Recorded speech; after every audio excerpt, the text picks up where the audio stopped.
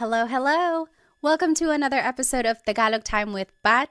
This is episode 3, and we will be learning how to conjugate Tagalog verbs in the present tense.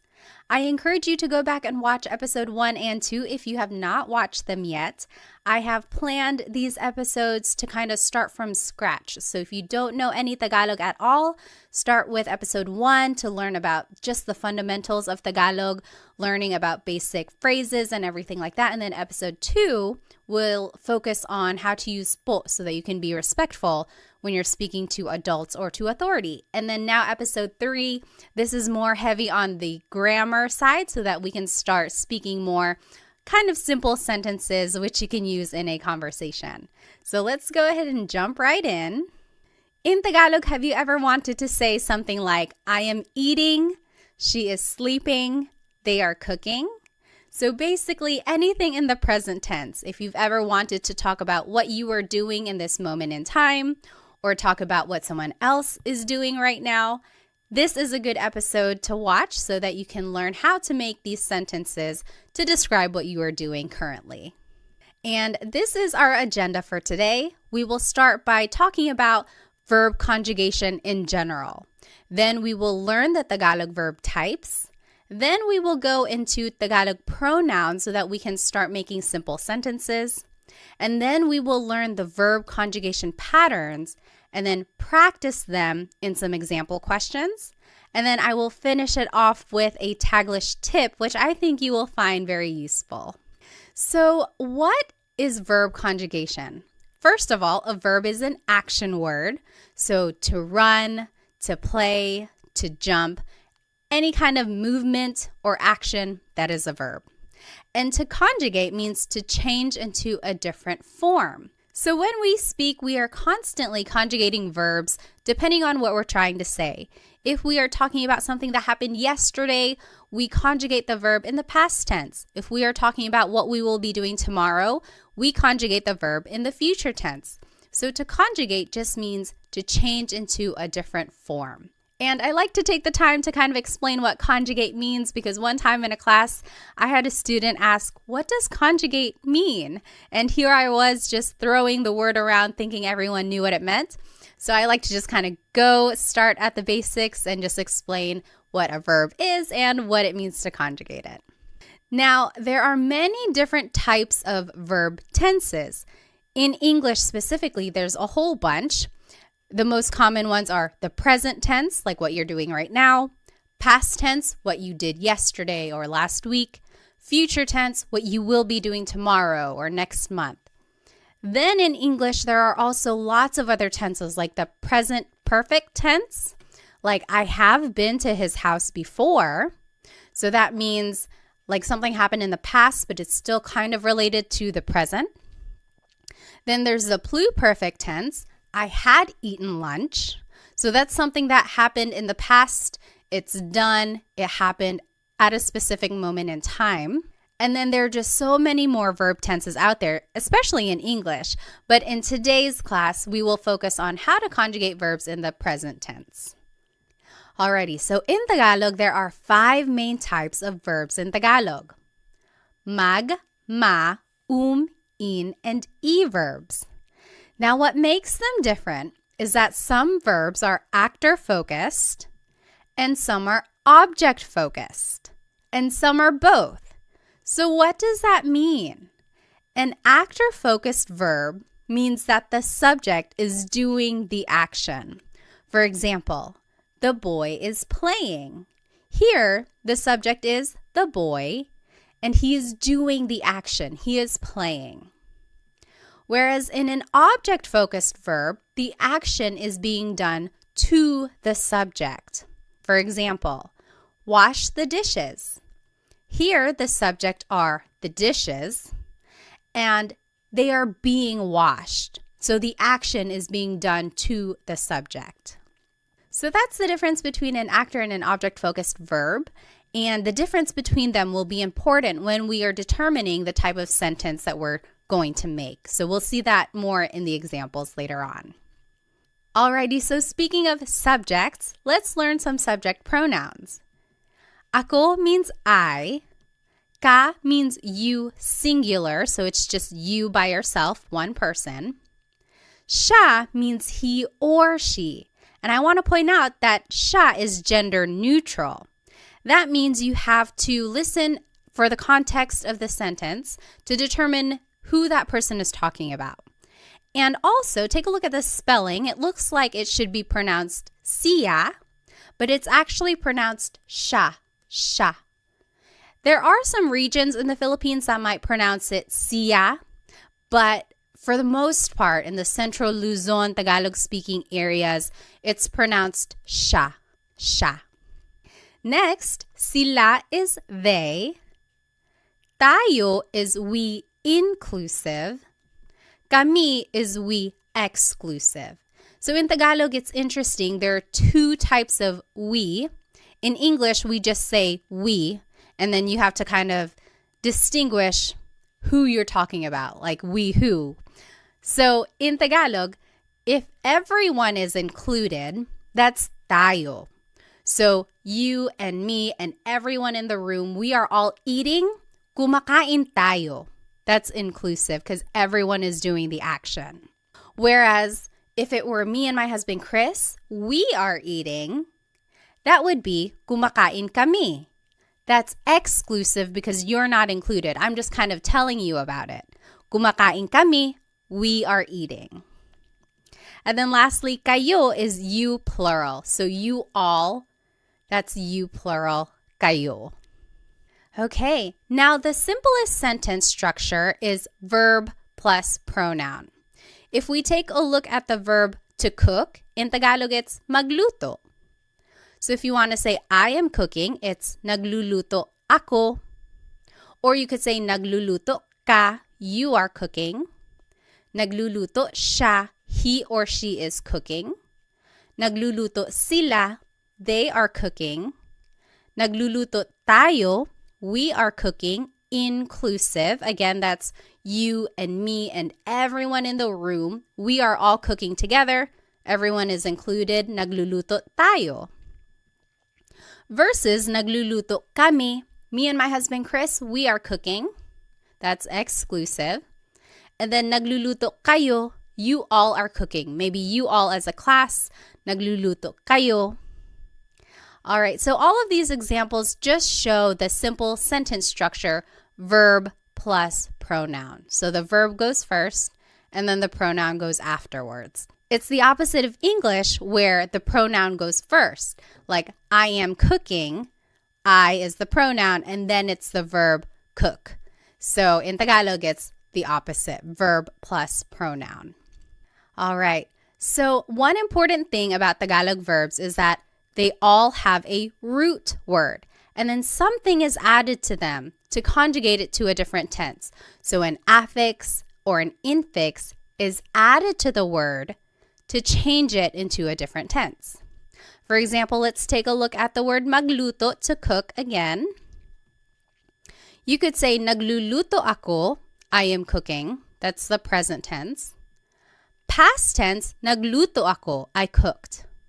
Future tense, magluluto ako, I will cook.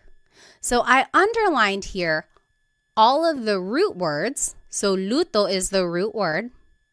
And then there's the affix that goes before the root, and that will determine the tense.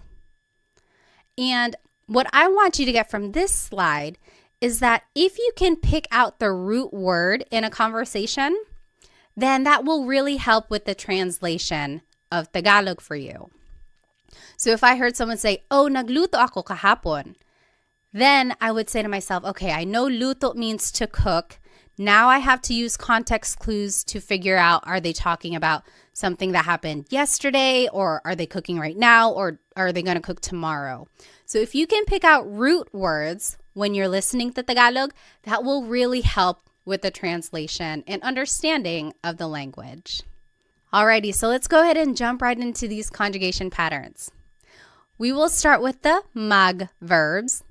They are usually actor-focused, and they are the most common type of verb in Tagalog. Here are some examples. Maglakad, to walk. Magluto, to cook. Magbasa, to read. Now, in the present tense, if you want to conjugate a mag-verb in the present tense, here is the pattern. It's the affix nag, then it's the repeated first syllable, and then it's the root. For example, maglakad becomes naglalakad. Here's the affix nag, then there's a repeated first syllable, and then the root. Naglalakad ako, I am walking. Naglalakad sila, they are walking. Alrighty, let's take a look at magluto, to cook. In the present tense, it becomes nagluluto. Here's the affix nag, then there's the repeated first syllable, and then the root. Nagluluto sila, they are cooking. Nagluluto. Lastly, magbasa, to read. It becomes nagbabasa. Here's the affix nag, then there's a repeated first syllable, and then the root. Nagbabasa ako, I am reading. So that is how you would conjugate a mag-verb in the present tense. Let's take a look at ma-verbs. They are very similar in their pattern. These are usually actor-focused, and here are some examples. Maligo, to shower. Matulog, to sleep. Manood, to watch. In the present tense, if you want to conjugate a ma-verb, here's the pattern. Now the affix is na, then it's the repeated first syllable and then the root. So maligo, to shower, will be naliligo. Naliligo ako, I am taking a shower. Naliligo siya, he is taking a shower. You jot it down on your paper. What do you think matulog and manood will be in the present tense? And feel free to pause the video if you need. All right, matulog in the present tense, to sleep, is going to be natutulog. The affix is na, then there's a repeated first syllable, and then the root. Natutulog ako, I am sleeping. Natutulog. Manood, to watch, will be nanonood. Nanonood sila. They are watching. Affix is na, then there's the repeated first syllable, and then the root, nanonood. So mag and ma verbs have a very similar pattern. The only difference is that affix in the beginning. Now let's take a look at verbs. These can be actor or object focused, depending on the context. And here are some examples. Kain is to eat. Takbo is to run. Tawa is to laugh. Now you might be wondering, why are these verbs? Doesn't appear in the word at all. It's because is the infix that goes into the word when you are conjugating it. So in the present tense, to conjugate an verb, the infix goes between the first and second letter, and then it's the root at the end. So for example, kain, to eat, becomes kumakain. Goes between the first and second letter, and then you add the root at the end. Kumakain ako. I am eating. Kumakain ako. Next, takbo means to run. In the present tense, it would be tumatakbo. Tumatakbo siya. He is running. Goes between the first and second letter, and then it's the root at the end. Tumatakbo. You jot it down. What do you think tawa will be in the present tense? And just use the pattern we learned. In the present tense, tawa, to laugh, will be tumatawa. Goes between the first and second letter, and then the root goes at the end. Tumatawa sila. They are laughing. Tumatawa. Alrighty, now let's move on to in-verbs. These are also object-focused. And here are some examples. Gamit means to use. Walis means to sweep. It has a very similar pattern to verbs. The only difference now is that the infix in goes between the first and second letter, and then it's the root. So gamit, to use, in the present tense becomes ginagamit. In goes between the first and second letter, and then it's the root. Ginagamit ko. I am using something. Ginagamit. What do you think walis will be in the present tense? Remember to just use the pattern and plug everything in. Walis in the present tense is winawalis. So in just goes between the first and second letter, and then the root goes at the end. Winawalis ko yung sahig. I am sweeping the floor. Winawalis. Lastly, E-verbs. These are object focused. Some examples are isara, to close, ibigay, to give, itago, to hide. And now the pattern is the infix in goes between the second and third letter, and then it's the root. So isara, to close, becomes isinasara. Isinasara. So in goes between the second and third letter, and then the root goes at the end. Isinasara ko yung pinto. I am closing the door.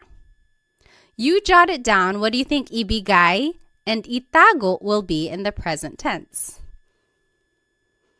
In the present tense, ibigay, to give, will be ibinibigay. Ibinibigay. In just goes between the second and third letter, and then it's the root at the end. Ibinibigay. So, ibinibigay ko, I am giving something to someone. Lastly, itago, to hide, in the present tense will be itinatago. Itinatago. The in just goes between the second and third letter, and then the root goes at the end. Itinatago. All right, so those are the conjugation patterns for the 5 different types of verbs in Tagalog. So as you can see, there are some similarities among the patterns. You just kind of have to figure out what type of verb it is and then go from there. So I always get asked, how are verbs categorized? Why are some verbs mag, some are ma, some are some are in, some are e? And I've looked it up, and honestly, I have not found a consistent answer for that question. I think it goes back to baybayin, the ancient Philippine script. And back in the day, all of these verbs were just organized into these categories, and it was passed down throughout the years. And as Tagalog has evolved over time, all of these verbs have just been accepted into these categories. Unfortunately, there is no rhyme or reason that I know of to explain why magluto is a mag-verb, whereas matulog is a ma-verb. I'm not quite sure why they were organized like that. But my biggest tip is to really listen when a native Tagalog speaker is conjugating these verbs, and then make a note of that so that you can conjugate it that way in the future. So it's just a matter of acquiring more vocabulary and then using the verbs in those ways in the future. Now, if anyone does know the answer to that, like why are verbs organized in these groups, please let me know because I would love to share it. I have not been able to find a consistent answer to explain why they are the way they are. All right, so now let's go ahead and practice. I'm going to go ahead and turn my video off so that I can use the whole screen. All right, so in this top left corner are the verb patterns that we just learned. Under that are the subject pronouns we learned. Ako is I, ka is you, siya is he or she, sila is they, tayo is we, inclusive, kami is we, exclusive, kayo is you, plural. Then here is the simple sentence structure, verb plus pronoun. And then here are some vocabulary terms to indicate present tense. So ngayon means right now. Ngayong araw means today. And here are some examples. So number 1, I am cleaning right now. Maglinis means to clean. Number 2, she is eating. Kain means to eat. Number 3, you all are cooking. Magluto means to cook.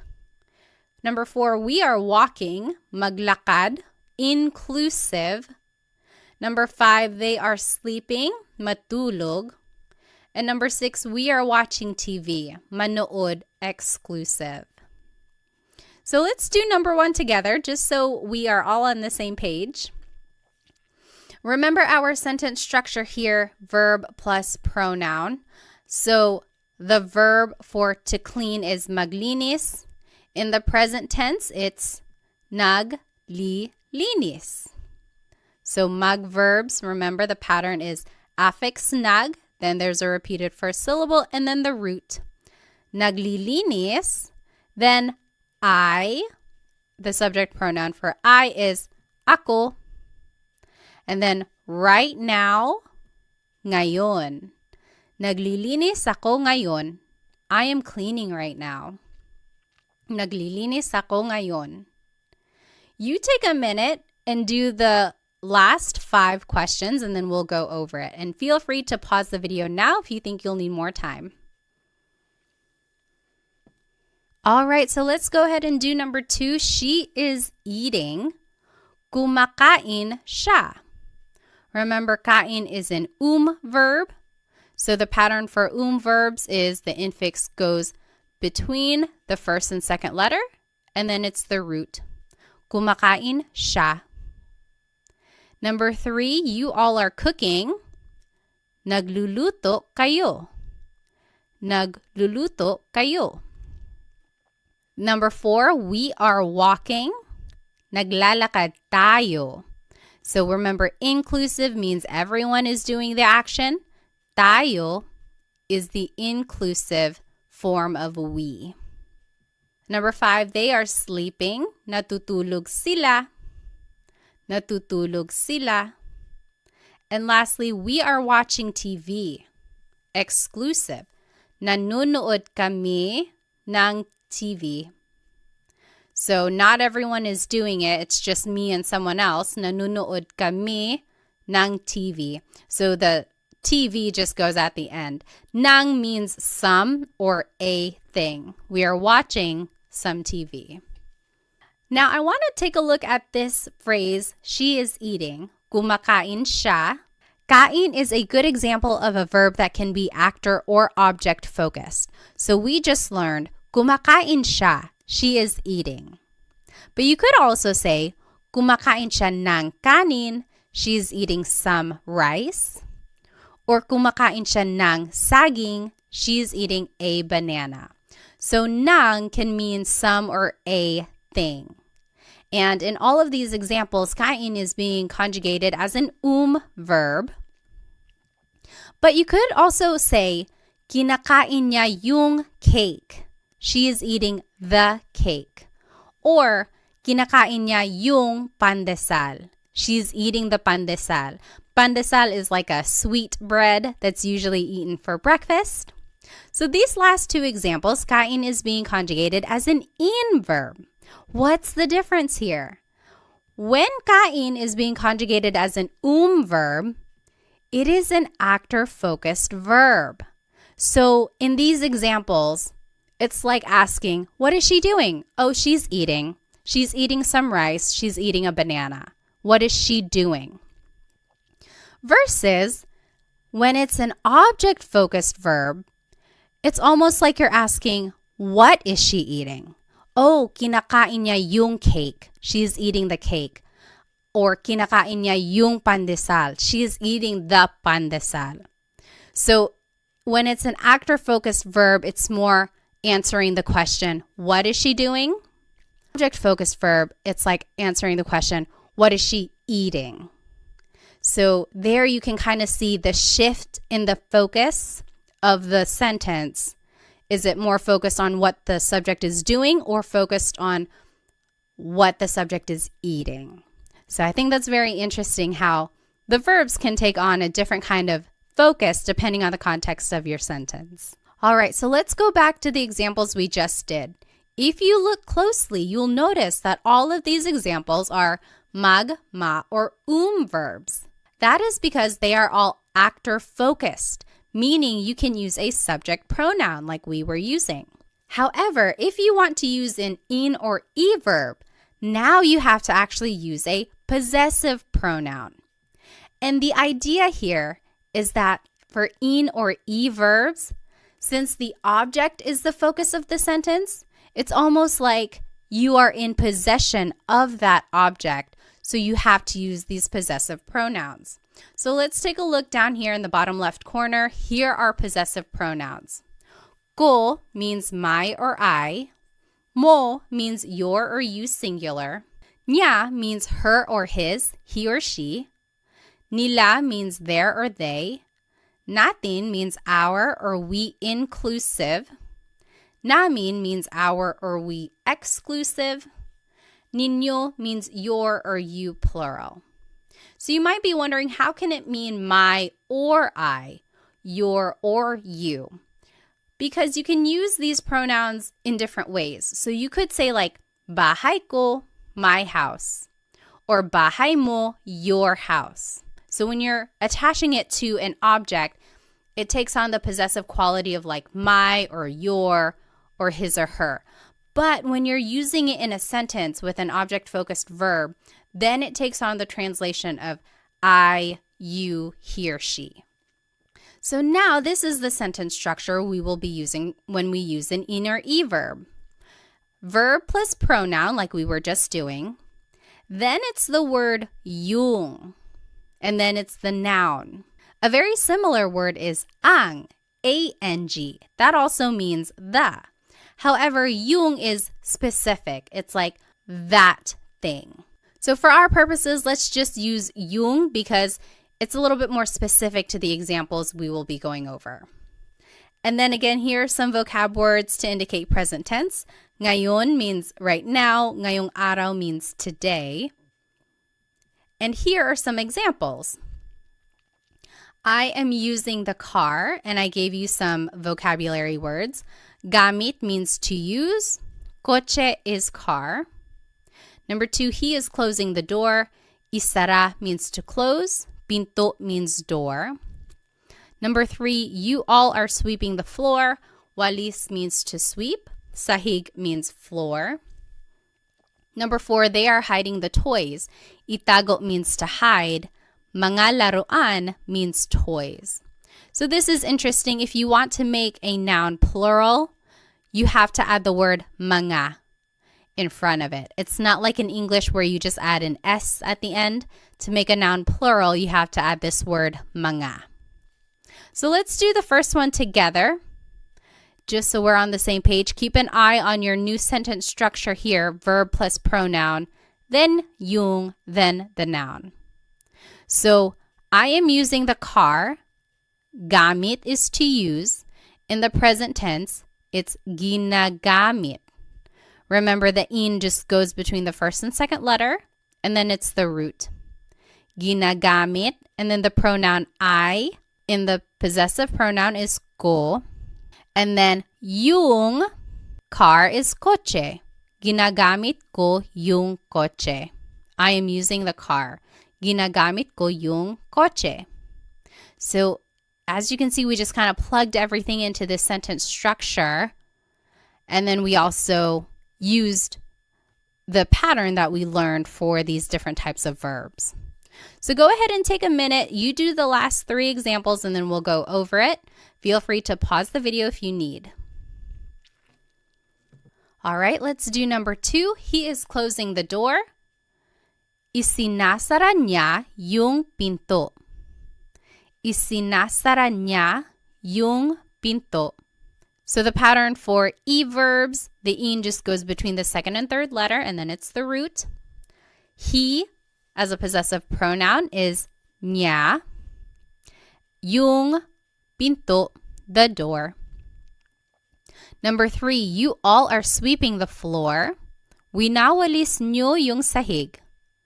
Winawalis nyo yung sahig. And then lastly, they are hiding the toys. Itinatago nila yung mga laruan. Itinatago nila yung mga laruan. So it really is just a matter of plugging everything into the sentence structure and then using the patterns that we learned for these different verbs. And the trickiest part really is trying to remember that for actor-focused verbs like magma and verbs, you can use subject pronouns. But then for in and e verbs, you have to use possessive pronouns. And again, it's because it's almost like you or the subject are in possession of that object. Alrighty. So let's take a look at this verb walis. This is another example of where it can be an actor or object-focused verb. We learned, winawalis ko yung sahig. I am sweeping the floor. That's an in-verb. The focus is on the object, sahig. What are you sweeping? I'm sweeping the floor. Winawalis ko yung sahig. But you could also say, nagwawalis ako. I am sweeping. Now the focus is on me, the subject. I am sweeping. What are you doing? I'm sweeping. So here, when it's an in-verb, it's an object-focused sentence. Versus when it's a mag-verb, it's an actor-focused sentence. So very interesting there. Alrighty, let's finish it off with this Taglish tip. Taglish is Tagalog and English together. And I am a big supporter of using Taglish. There are people out there who might say, oh, don't use Taglish. That's a bad way to learn a new language. On the contrary, I think it's a great way to learn a language because you can use it as a stepping stone while you get more vocabulary. So you don't want to rely on Taglish forever. The idea is that hopefully over time you can get more vocabulary and learn how to say the whole phrase in Tagalog. But in the meantime, let's learn this Taglish tip, and I think you can use it every day. So let's take a look at these examples. I am driving. She is swimming. They are jumping. We didn't learn how to say to drive, to swim, or to jump. We didn't learn those verbs. But you could always turn them into a mag-verb. So mag plus the English verb. And then you could just conjugate it in the present tense using the pattern we learned. Affix is nag, then there's a repeated first syllable and then the root, and then use the subject pronouns like we learned. So what if for number 1, I said, I am driving, and I told you to use the verb mag-drive. Now you could conjugate it as nag-drive ako. So you see there's the affix nag. Then there's a repeated syllable, more like a repeated sound. And then there's the root. Nag-drive ako. I am driving. Nag-drive ako. I know it's kind of funny. It's like, is this even allowed? But honestly, I hear this phrase a lot. It's like, oh, sorry, I can't pick up the phone right now. Nag-drive ako. I am driving right now. Next, she is swimming. What if I told you to use the verb mag-swim? How would you say that in Taglish? In Taglish, you could say, nag-siswim siya. So the affix is nag, then there's the repeated first syllable, and then the root. Nag-siswim siya. Lastly, they are jumping. What if I told you to use the verb mag-jump? How would you write they are jumping in Taglish form? In Taglish, you could say, nag-jump sila. They are jumping. Nag-jump sila. So the affix is nag, then there's the repeated first syllable or sound, and then the root. Nag-jump sila. So I think this tip is useful, but again, try to go back later on and try to figure out what that word is in Tagalog so that you can say the whole phrase in Tagalog. So, to drive in Tagalog is magmaneho. So, nagmamaneho ako. I am driving. To swim in Tagalog is lumangoy. So, lumalangoy siya. She is swimming. And then to jump in Tagalog is talon. Tumatalon sila. They are jumping. So try using Taglish whenever you can because I think it's a great way to practice using the sentence structure. You also get to practice using the different pronouns, and also it's a way to practice the conjugation patterns that we learned. And then also, of course, it's a good way to gain vocabulary when you go back and look up what these words actually are in Tagalog. Alrighty, so here's just a quick recap of everything we learned today. We went over a lot of information. First, we talked about what it means to conjugate a verb. Then we talked about the 5 different types of Tagalog verbs, mag, ma, in, and E-verbs. Then we talked about different Tagalog pronouns, so subject pronouns for actor-focused verbs, and then possessive pronouns for object-focused verbs. Then we learned the different conjugation patterns for all of these verbs and even did some practice questions. And then we finished it off with a Taglish tip, which I hope you can start using in a conversation. I encourage you to go back and rewatch this video if you would like, because I know it'll take some time to kind of learn and understand the different patterns and how they are used throughout a conversation. Maybe go back and try doing the practice questions again. And then, of course, try using the Taglish tip that I taught you so that you can start using a little bit of Tagalog every day. And if you would like some more Tagalog resources, please find me on Instagram, TikTok, and Facebook. I post shorter videos throughout the week that will help you learn Tagalog on the go. Also, check out my Stan store because sometimes I have group classes going or other resources on there that might be helpful to you. Lastly, feel free to check out my Amazon storefront because I have a whole list of Tagalog learning books that I think are very useful. There are some in there that are very comprehensive with some practice quizzes and assessments, and then there are some that are quick and easy reads that will help you learn Tagalog very quickly. So feel free to check out those other resources that I put together for you.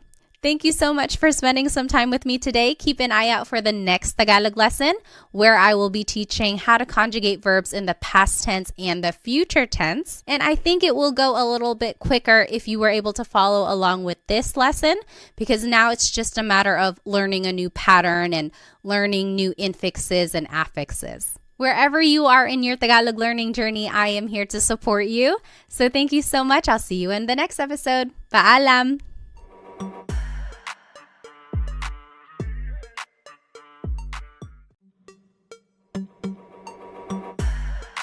Hello, everybody. Welcome to another episode of Tagalog Time with Pat. This is episode 4, and today we're going to be learning how to conjugate verbs in the past and future tense. So this is actually a continuation of episode 3, where we learned how to conjugate verbs in the present tense. So I highly encourage you to go back and watch episode 3, where I go over what it means to even conjugate a verb, just giving an overview of Tagalog verb types and everything like that. And then also some practice and conjugation patterns on how to conjugate verbs in the present tense. So since this is kind of a continuation, I encourage you to go back and watch episode 3 if you have not watched it yet, because we will be building upon those ideas that we have already learned so far. Okay, so in Tagalog, have you ever wanted to say something like, I ate something earlier today, or she slept early? So anything in the past tense. Or have you ever wanted to say something like they will cook something, or we will use something? So things in the future tense. If you ever wanted to say things about the past or the future, this is the episode for you. So here's the agenda for today's lesson. We will do a quick review of the Tagalog verb types. Then we will talk about Tagalog pronouns so that we can make simple sentences. And then we will review very briefly the present tense conjugation of verbs. Then we'll jump right into the past tense conjugation patterns and then the future tense conjugation patterns, and then some practice questions throughout as well. And then we'll finish off with a Taglish tip, which I think you will find very useful. Alrighty, so there are 5 main Tagalog verb types in Tagalog: mag, ma, in, and E-verbs. And what makes them different is that some are actor-focused, like mag, ma, and and then some of these verbs are object-focused, like in, and E. So you can see that the verbs, some of them can be actor or object-focused, depending on the context of the sentence. And again, in lesson 3, I go over which types of verbs can be actor or object focused. So that's a really good episode to watch. Okay, so what does it mean to be an actor or an object focused verb?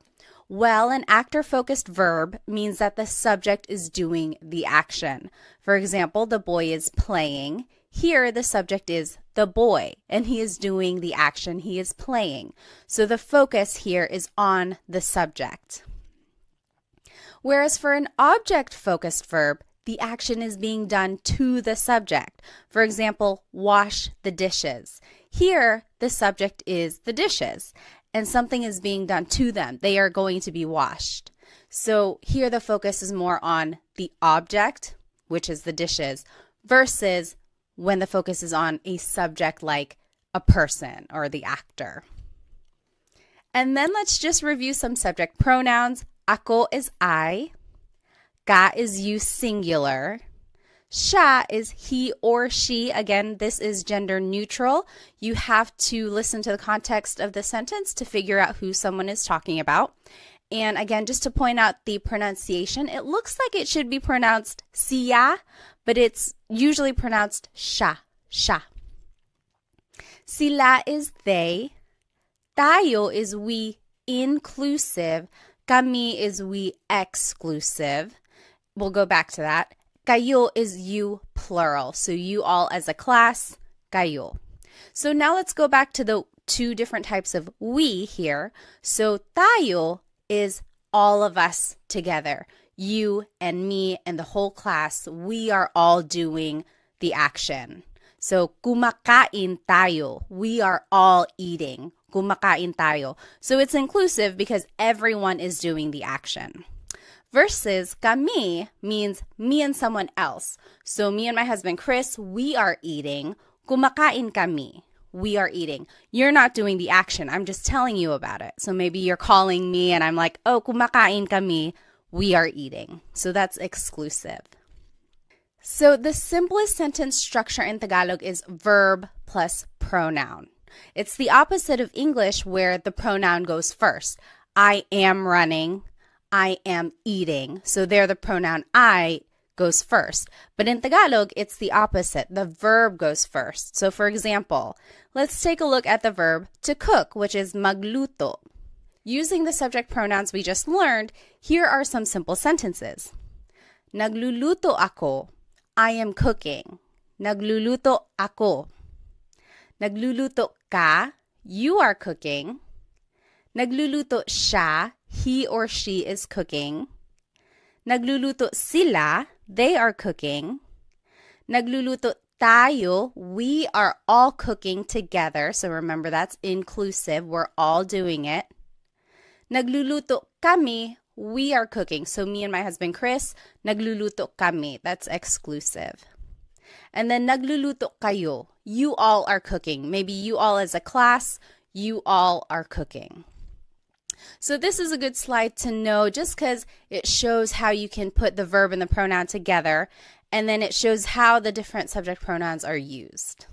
Okay, so now just a review that all Tagalog verbs have a root, and then something is added to them, whether it's an affix at the beginning, maybe an infix in the middle, or even a suffix at the end, which we will see today. So something is added to the root to conjugate it to a different tense. So for example, the word magluto, to cook. In the present tense, it's nagluluto ako. I am cooking. Nagluluto ako. In the past tense, nagluto ako. I cooked. Nagluto. In the future tense, magluluto ako. I will cook. Magluluto. And I've underlined and bolded the root here. So luto, that's the root word of to cook. And then an affix is usually added to indicate the different tense. So you can see the different affixes there. And what I want you to get from this slide is that if you can pick out the root word in a conversation, then that's kind of half of the battle, right? Try to pick out root words that you can recognize and then use context clues to determine what is actually being said. So if I heard someone say, oh, nagluluto ako ngayon, then I would say, okay, I know luto means cook. Are they saying that they're cooking right now, or did they cook something yesterday, or will they be cooking tomorrow? So just kind of try to pick out the root words that you know and then kind of go from there for the translation of Tagalog. Okay, so all of that was a review from Lesson 3. Let's jump into the new material now of Lesson 4, the past tense conjugation patterns. So let's start with the mag-verbs. These are usually actor-focused, and they are the most common type of verb in Tagalog. Some examples are maglakad, to walk, magluto, to cook, magbasa, to read. Now, in the past tense, you have to add the affix nag in the beginning. So now the pattern is nag plus the root. For example, maglakad in the past tense is naglakad. Naglakad ako, I walked. Naglakad siya, she walked. So naglakad is the past tense of to walk in Tagalog. Magluto becomes nagluto. Nagluto ako, I cooked. Nagluto ako ng kanin, I cooked some rice. So nagluto is the past tense of to cook. Magbasa becomes nagbasa. Nagbasa ako, I read.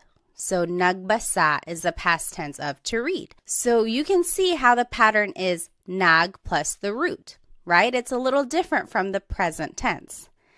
Speaking of, let's go ahead and just compare the present tense to the past tense conjugation of mag-verbs. So in the present tense, we learned naglalakad is walking. Naglalakad. If you recall, the present tense conjugation of mag-verbs is nag plus the repeated first syllable plus the root. Naglalakad ako, I am walking. Naglalakad. The present tense conjugation of to cook is nagluto. Nagluto ako, I cooked. Then in the present tense, magbasa is nagbabasa. That means reading. Nagbabasa ako, I am reading. Now let's compare these to the past tense conjugation. This is what we learned today. So naglakad is walked. Nagluto is cooked. Nagbasa is read. So there is a slight difference here from the present tense to the past tense. There's no repeated sound, right? So naglalakad ako means I'm walking. Naglakad ako means I walked. So the difference between the tenses can be a little subtle. It's one of those things that you have to train your ear for, right? So for the present tense, you can hopefully recognize that there's a repeated sound. Naglalakad ako. Versus the past tense, naglakad. It's like done. There's no repeated sound. So that's kind of one way to distinguish between the present and the past tense conjugation of mag-verbs. All right, now let's take a look at ma-verbs. They have a very similar pattern. These are also actor-focused, and some examples are maligo to shower, matulog to sleep, manood to watch. In the past tense, this is the pattern for ma-verbs. Now the affix is na, and then it's the root. For example, maligo becomes naligo. Naligo ako, I took a shower. Naligo siya, he took a shower. So it's just naligo. You jot it down. What do you think matulog and manood will be in the past tense? Just use this pattern that we learned, affix na and then the root. What do you think matulog and manood will be in the past tense? Okay, matulog to sleep in the past tense is natulog. Natulog ako. I went to sleep. Natulog ako. And then manood will be nanood. So, nanood ako ng sine. I watched a movie. So again, we are just using this pattern, affix na plus the root, and that is how you change ma-verbs into the past tense. Let's compare. So in the present tense, I think it'll help if I put them both up together. So in the present tense, shower is naliligo. I am taking a shower. Naliligo ako. Naliligo. In the past tense, it's naligo. Naligo ako. Naligo. That's showered. I took a shower. For the verb matulog, in the present tense, it's natutulog siya. So natutulog is sleeping. In the past tense, it's natulog. That means slept. Then for the verb manood, in the present tense, it's nanonood. Nanonood ako. I am watching something. In the past tense, it's nanood. Nanood ako. I watched something. So it is a very similar pattern to the mag-verbs. The only difference is that it doesn't have the G in the affix. But you can see here in the present tense, there is that repeated syllable, whereas in the past tense, there is no repeated syllable. It's just the affix, then the root. All right, so now let's take a look at verbs. These can be actor or object focused depending on the context, and here are some examples. Kain means to eat, takbo means to run, tawa means to laugh. And again, you might be wondering, why are these verbs? There is no in there. Is the infix that is put into the word to conjugate it in the present tense. But in the past tense, this is the pattern.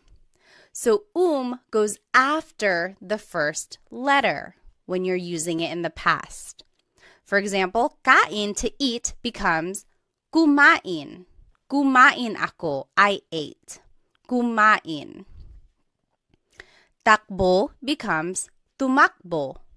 Tumakbo siya. He ran. Tumakbo. So again, the infix just goes after the first letter. Tumakbo. You give it a try. What do you think tawa, to laugh, will be in the past tense? Just use that pattern that we learned. Tawa in the past tense becomes tumawa. Tumawa sila. They laughed. Tumawa. So again, we are just adding the infix after the first letter. So now let's compare. In the present tense, kain is kumakain. Kumakain ako, I am eating. Kumakain ako. In the past tense, it's kumain. Kumain ako, I ate. Kumain. For the word takbo, in the present tense, it's tumatakbo. That means running. Tumatakbo siya. He is running. In the past tense, it's tumakbo. He ran. Tumakbo. Then for the word tawa, which means to laugh, in the present tense, it's tumatawa. Tumatawa sila. They are laughing. Tumatawa. In the past tense, it's tumawa. Tumawa sila. They laughed. Tumawa. Again, if you need to review the present tense conjugation patterns for verbs, be sure to watch lesson 3 because I go over all of that and there are practice questions as well. All right, so let's take a look at in-verbs. These are usually object focused and here are some examples. Gamit means to use. Walis means to sweep. In the past tense, the infix in goes after the first letter. So gamit, to use, in the past tense is ginamit. Ginamit ko, I used something. Ginamit. So you can see in just goes after the first letter. You jot it down. What do you think walis, to sweep, will be in the past tense? Walis in the past tense will be winalis. Winalis ko yung sahig. I swept the floor. Winalis. So let's compare. In the present tense, using is ginagamit. Ginagamit ko. I am using something. Past tense, ginamit. That means I used something. Ginamit ko. In the present tense, to sweep is winawalis. That means sweeping, winawalis. In the past tense, it's winalis. Winalis ko yung sahig. I swept the floor. So it looks like for the most part, when a verb is conjugated in the past tense, the conjugation is usually shorter. There's not a repeated syllable, there's no repeated sound or anything like that. So that's kind of one way to recognize if something is being conjugated in the past. Usually it's a shorter word. All right, so now lastly, let's take a look at E-verbs. These are usually object-focused, and here are some examples. Isara means to close. Ibigay means to give. Itago means to hide. In the past tense, the infix in goes after the second letter for E-verbs. So let's take a look at the word isara, which means to close. In the past tense, it becomes isinara. Isinara ko yung pinto. The in goes after the second letter. Isinara. Next, the word ibigay, which means to give, becomes ibinigay. Ibinigay ko yung regalo. I gave the gift. Ibinigay. Alrighty, you give it a try. What do you think itago, to hide, will be in the past tense? Remember to just use this pattern that we learned. Itago in the past tense becomes itinago. The in just goes after the second letter.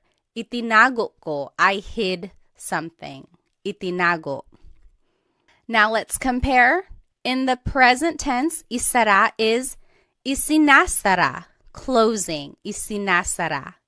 In the past tense, it's isinara, closed, isinara. In the present tense, ibigay becomes ibinibigay. Ibinibigay, that means giving. In the past tense, it's ibinigay, gave, ibinigay. Lastly, itago, which means to hide, in the present tense is itinatago.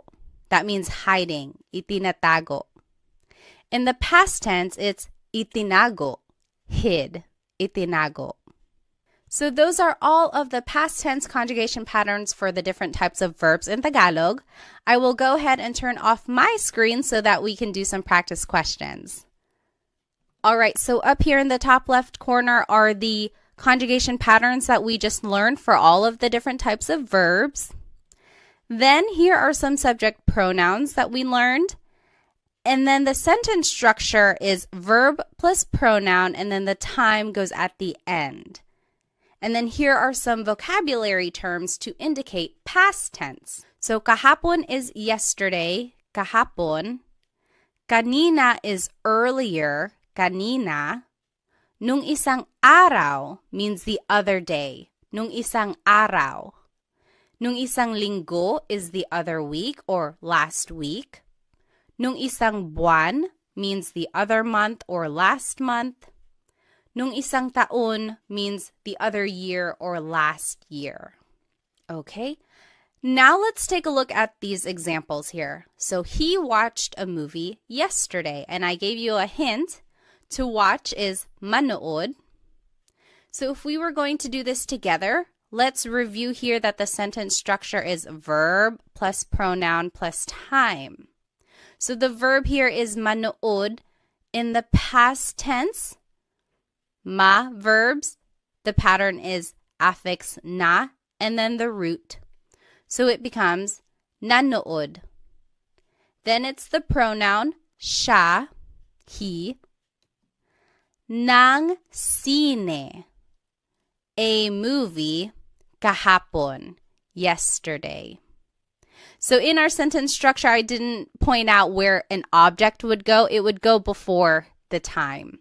So nanood siya ng sine kahapon. He watched a movie yesterday.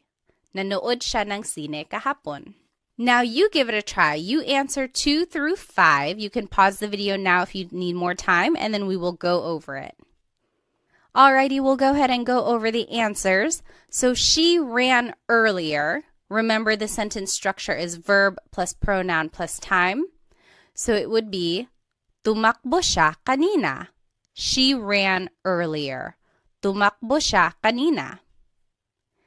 Number 3, you all cleaned the other day. Maglinis means to clean. Naglinis kayo nung isang araw. Naglinis kayo nung isang araw. You all cleaned the other day. Number 4, we ate some adobo. Kain is to eat. And I wanted you to use the inclusive we, so everyone is eating. Or everyone ate, sorry. Kumain tayo ng adobo. We all ate some adobo. Kumain tayo ng adobo. And then number 5, they walked the other month. Maglakad means to walk. That would be naglakad sila nung isang buwan. They walked the other month. Naglakad sila nung isang buwan. Now, if you noticed, all of these examples are asking about mag, ma, and verbs. Because they are actor-focused, we can use subject pronouns. But if you wanted to use an in or E-verb, you actually have to use a possessive pronoun. Remember, for an object-focused verb, the subject here is an object, so we have to use a possessive pronoun because it's almost like the person possesses that object that is in focus. Okay, so that's kind of why we have to use a possessive pronoun. And then the sentence structure now would be verb plus pronoun plus the word yung, which means the. Sometimes it can be ang. They are interchangeable usually. Then it's the noun and then time. And then again, down here in the bottom left corner are the vocab terms to indicate past tense. And let's take a look at some examples. So number one, I used the car the other week, and I gave you some hints. Gamit means to use. Coche means car. So let's do this one together. So the sentence structure is verb plus pronoun. So it would be ginamit. That is the past tense conjugation of gamit. Remember, for in-verbs, the infix in goes after the first letter. So ginamit. Then it's the pronoun ko, which is the possessive pronoun I. Then it's the word yung, which means the. Coche nung isang linggo. So, ginamit ko yung coche nung isang linggo. I used the car the other week. Go ahead and try 2, 3, and 4. You can pause the video now if you need more time. And remember to just plug in all of the words into this sentence structure. Remember to use the patterns that we learned, and also remember to use possessive pronouns because we are using an object-focused verb now. Okay, go ahead and do these examples and we'll go over it in just a bit. All right, let's go ahead and start with number 2. He closed the door earlier. Isara means to close. Pinto means door. This would be, isinara niya yung pinto kanina. Isinara niya yung pinto kanina. He closed the door earlier. So again, remember for E-verbs, the in just goes after the second letter. Then it's the pronoun niya, which is he or she in the possessive pronouns. Then it's the word yung, which means the. Then it's the noun pinto, which means door. Earlier is kanina. So we are just plugging all of the words into the sentence structure and then using the conjugation patterns that we learned. Okay, number 3, you all swept the floor yesterday. Walis means to sweep, sahig means floor. Winalis ninyo yung sahig kahapon. Winalis ninyo yung sahig kahapon. You all swept the floor yesterday. And lastly, they hid the toys the other month. Itago means to hide. Mga laruan means toys. And to make a noun plural, you have to add this word mga. So mga laruan means toys. It's not like in English where we can just add an S. You actually have to add this word mga. In Tagalog, this would be, itinago nila yung mga laruan nung isang buwan. Itinago nila yung mga laruan nung isang buwan. They hid the toys the other month. All right, so these are just some examples of how to use the past tense conjugation patterns that we learned and how you can plug in all the vocabulary that you learned into this simple sentence structure. Alrighty, now let's go ahead and jump right into the future tense conjugation patterns of these verbs. Let's start with mag-verbs. Again, our mag-verbs are maglakad to walk, magluto to cook, magbasa to read. Now in the future tense, this is the pattern. Now it's the affix mag, then there's a repeated first syllable, and then the root. So in the future tense, if you wanted to say will walk, maglakad becomes maglalakad. So it's the affix mag, then there's a repeated first syllable, and then it's the root, lakad. So maglalakad ako, I will walk, maglalakad. Magluto, to cook in the future tense, will be magluluto.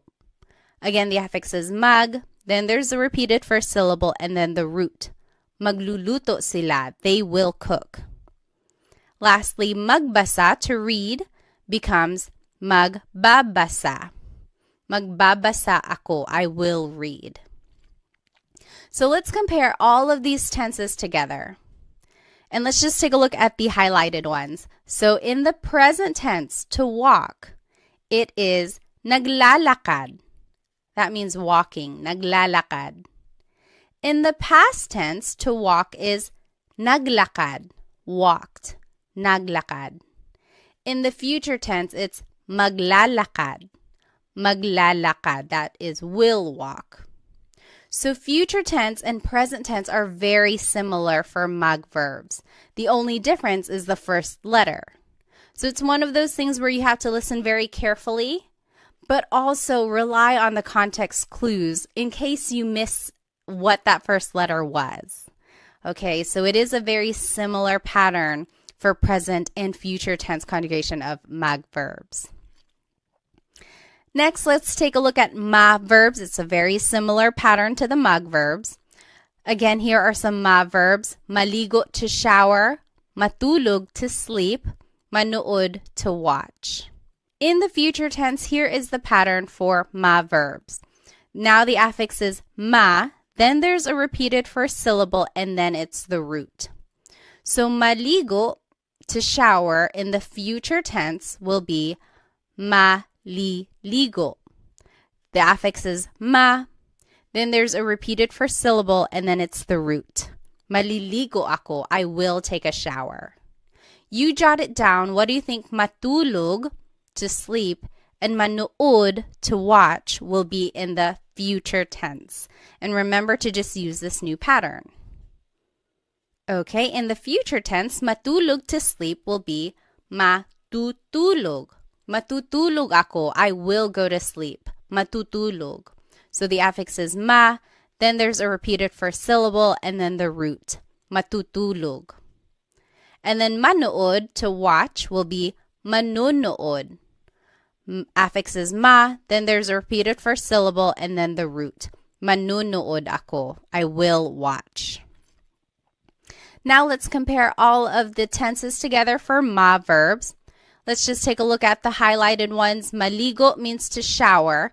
In the present tense, it's naliligo ako, showering, taking a shower. Naliligo ako.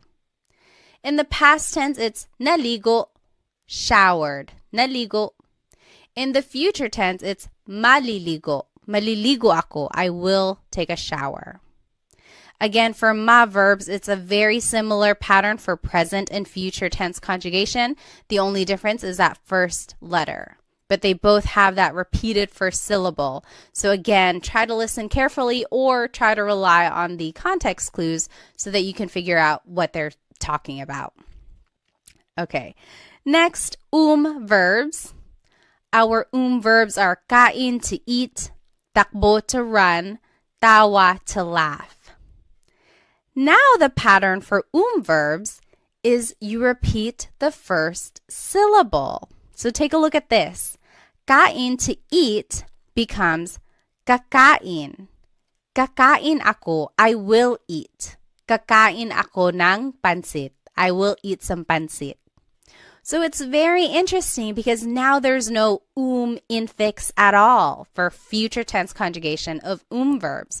You just simply repeat the first syllable. So let's take a look at takbo, which means to run.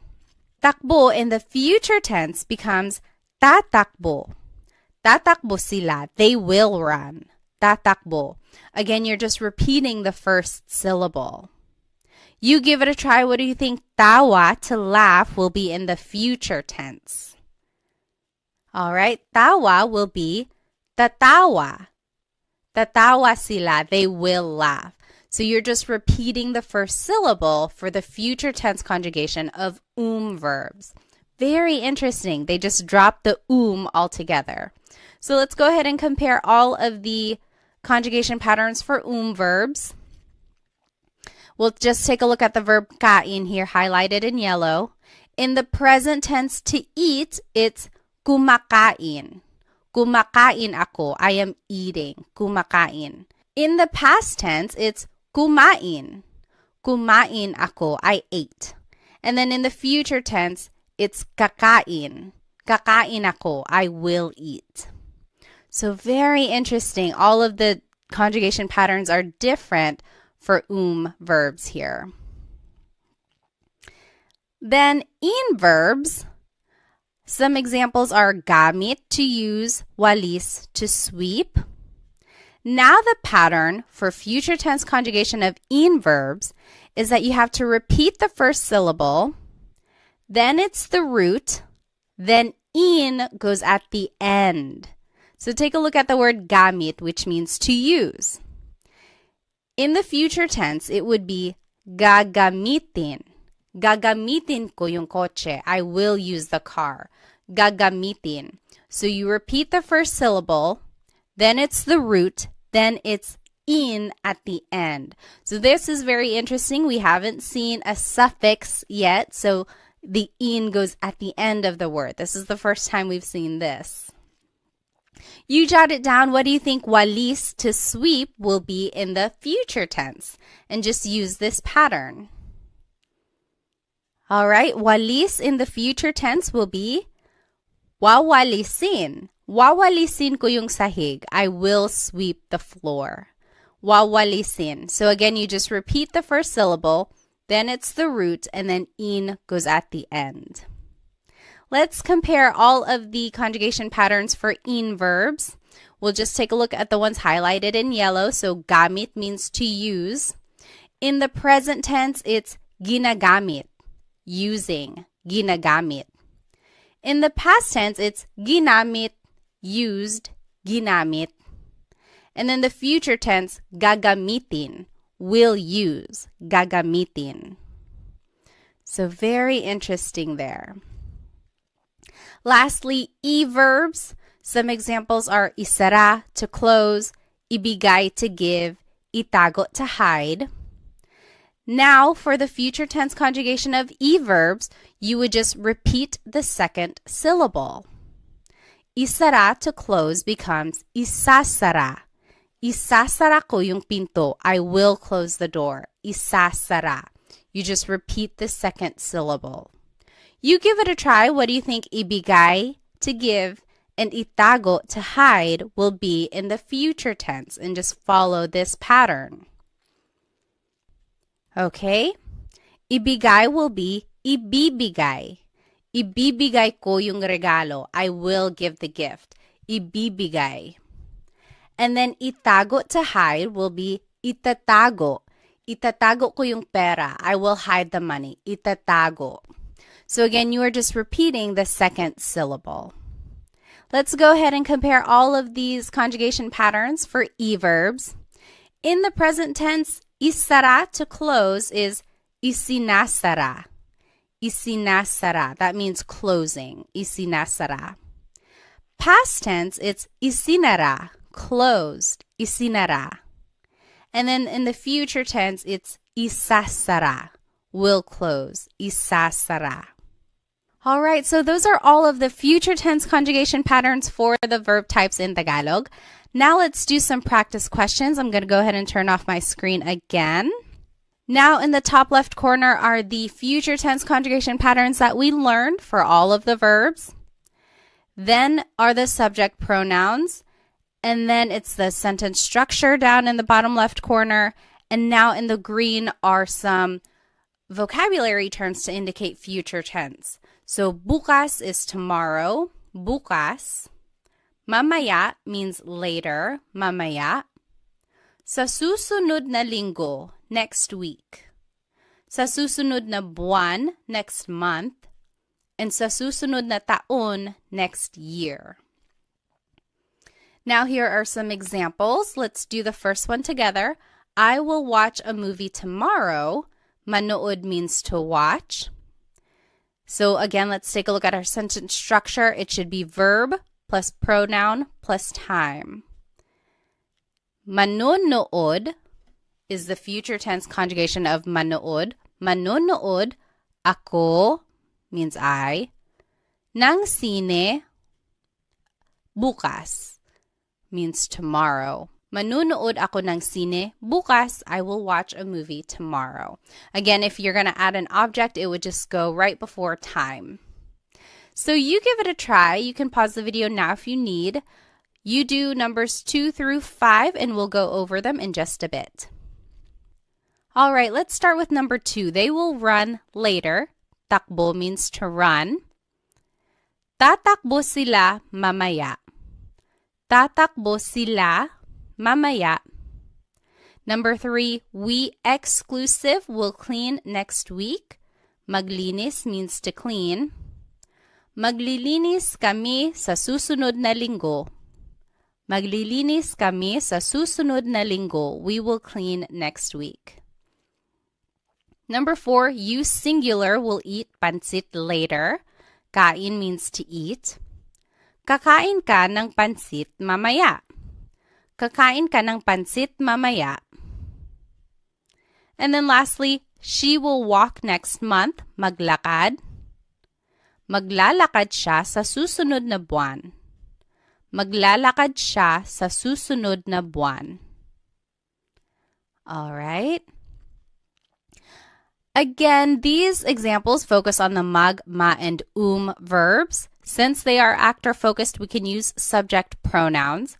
But if we want to use in or e-verbs, we actually have to use possessive pronouns. Remember, when we are using object-focused verbs, we have to use a possessive pronoun because it's almost like the subject or the person is in possession of that object.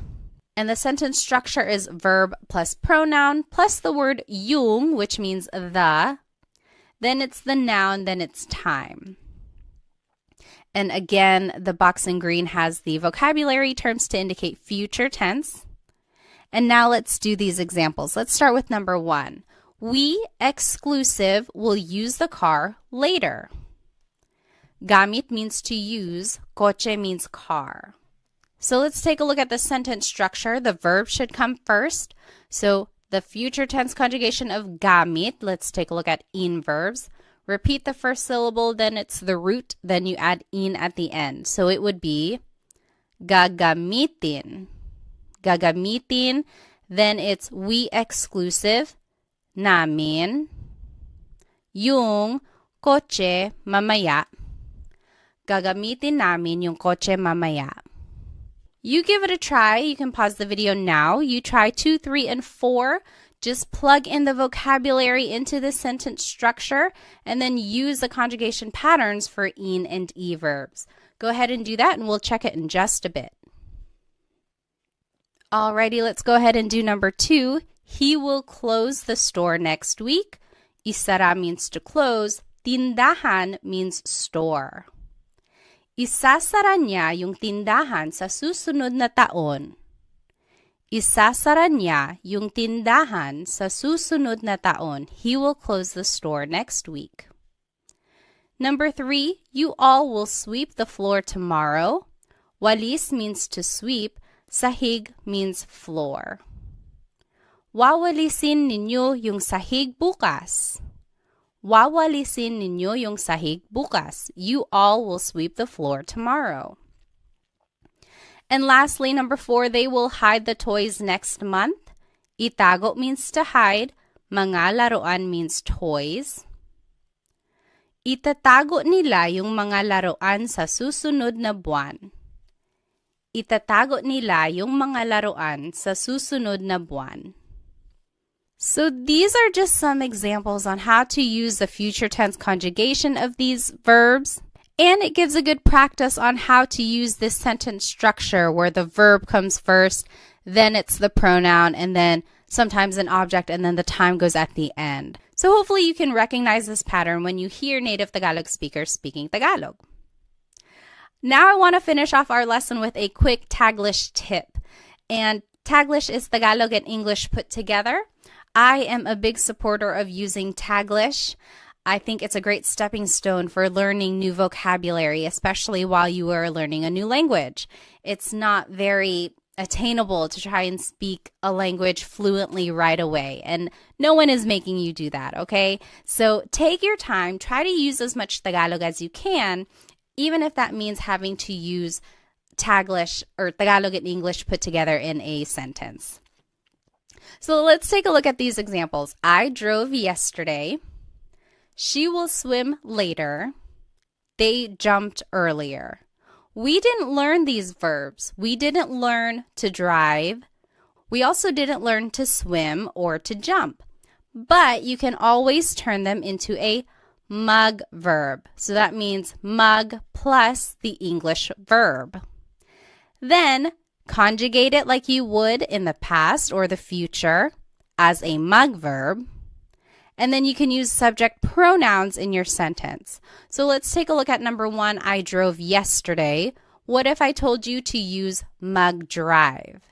Now conjugate it in the past tense because it's drove. I drove yesterday. It would be nag-drive. Nag-drive ako kahapon. I drove yesterday. Nag-drive ako kahapon. So see, we are just using the pattern that we've already learned and using this mag plus an English verb. So go ahead and try number 2 and 3. You can use mag-swim and mag-jump. And then we'll go over it in just a second. Alrighty, for number 2, she will swim later. If I told you to use mag-swim, it would be magsiswim siya mamaya.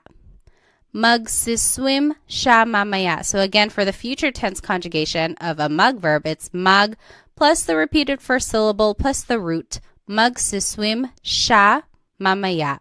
She will swim later. Lastly, they jumped earlier. If I told you to use mag-jump, it would be nagjump sila kanina. The affix is nag, then it's the root for a past tense conjugation of mag-verbs. So nagjump sila kanina. So that is just a quick way to use Taglish, but I do encourage you to go back and look up these words in Tagalog so that you can say the whole phrase in Tagalog eventually. For example, to drive in Tagalog is magmaneho. So this would actually be nagmaneho ako kahapon. I drove yesterday. Nagmaneho ako kahapon. To swim is langoy. So this would be lalangoy siya mamaya. Langoy is an verb. So lalangoy siya mamaya. And then lastly, talon. Talon means to jump. So tumalon sila kanina. It's also an verb. So those are just some ways to use Taglish in a conversation. Now, you don't want to rely on Taglish forever. The goal is to hopefully get fluent in Tagalog. So look up words that you don't know so that you can say the whole phrase in Tagalog eventually. Alrighty, well, we learned so much in today's lesson. Here's just a quick recap. We reviewed the different types of Tagalog verbs and the pronouns that we can use in a simple sentence. Then we reviewed the present tense conjugation of these verbs and then jumped right into the past and future tense patterns. Then we did some practice questions and then finished off with a Taglish tip, which I hope you can start using in your everyday conversations. Again, I strongly encourage you to watch lessons 3 and 4 together because they build on each other. Be sure to take detailed notes so that you can keep all of these conjugation patterns straight. Hopefully, this will help you recognize some of these patterns and recognize the tenses and definitely root words now that you know some vocabulary when you're listening to Tagalog speakers. If you would like some more Tagalog resources, please follow me on Instagram, TikTok, and Facebook, where I post shorter videos throughout the week that will help you learn Tagalog on the go. I also have an Instagram subscription if you would like extended videos and also a monthly newsletter where I recap all of my Tagalog lessons that I post on Instagram. I also have a Stan store where I have some products and then sometimes some group classes if they are available. You might want to check that out. And lastly, feel free to check out my Amazon storefront where I have links to some fun products about the Filipino culture, which I think you might enjoy. Well, thank you again for spending some time with me. I hope to see you in the next Tagalog Time episode. Paalam!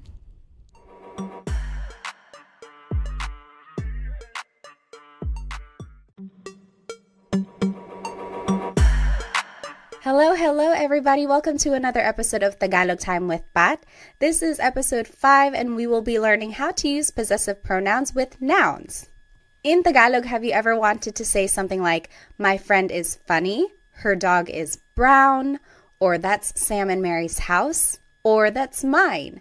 Basically, anything that shows possession or a way to express ownership, that is what we are going to be learning today.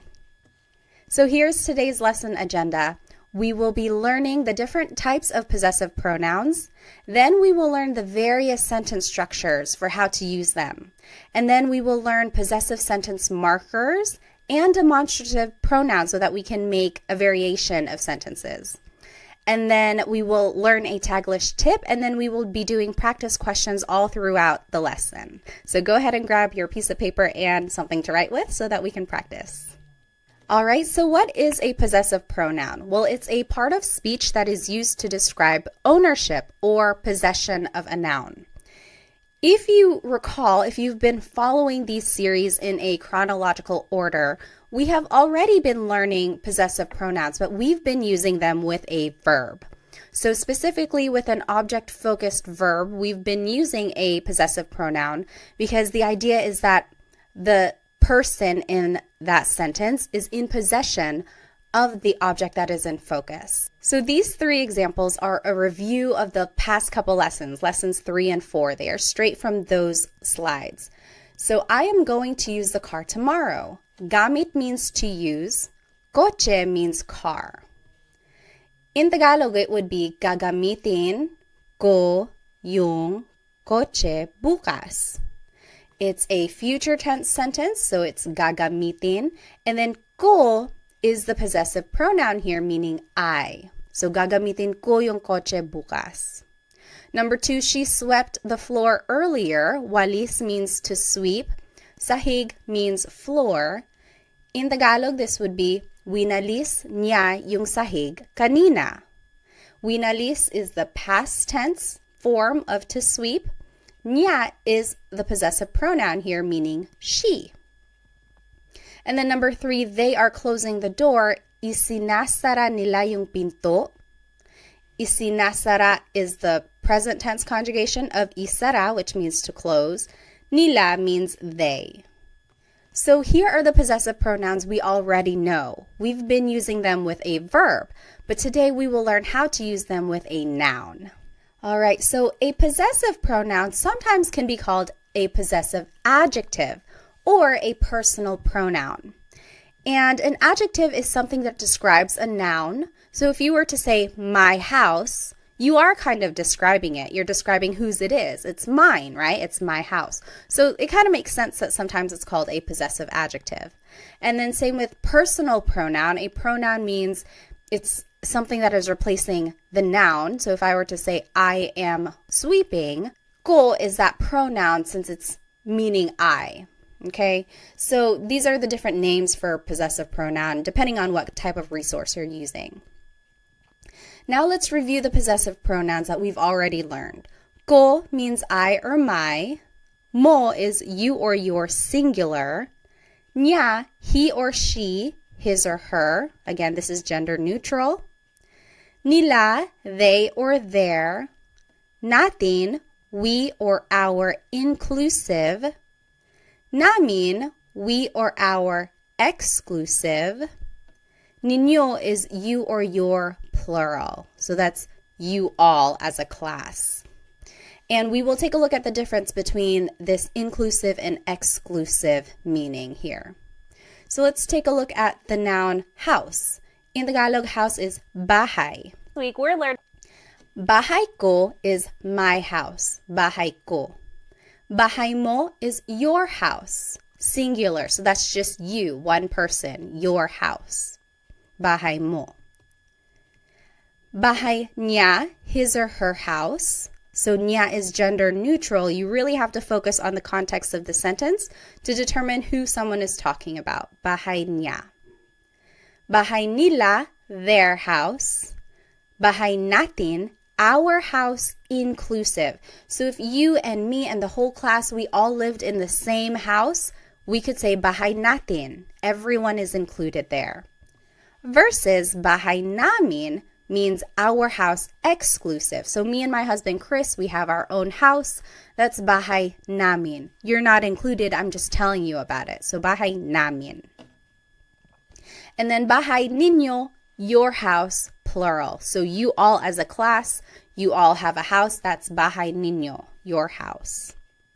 So I want to point out the word order here is object plus the pronoun. Bahay ko.